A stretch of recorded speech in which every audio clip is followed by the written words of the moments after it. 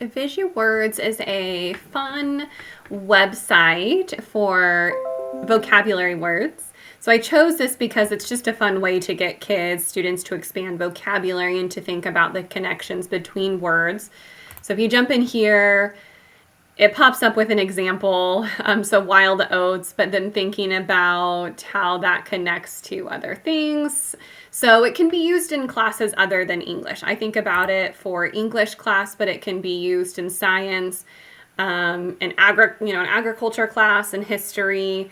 And it just like takes students to new places. So starting with wild oats, well, maybe then they'll think about delphinium, right? What is that? A plant?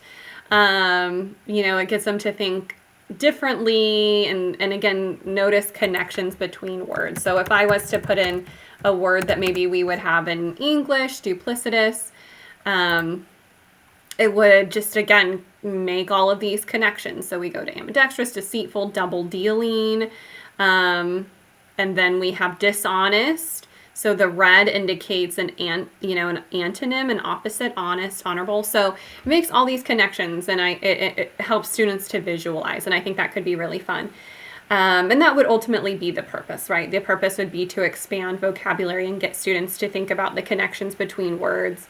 Audience for me would be 10th graders, 10th grade English class, but you could use this in in a ton of different classes for different grade levels.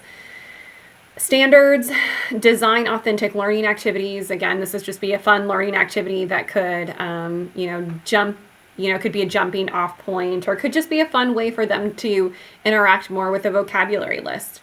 And then also model and nurture creativity. So something I think could be really fun with this, if you were to do this on, your Chromebook or iPad, whatever digital devices you have in a classroom, and then get students to create their own in some way with a different word. And sure, they might need to be able to access dictionary.com for synonyms and antonyms, but it would be fun to see them create their own, I think, web of vocabulary in mimicking this.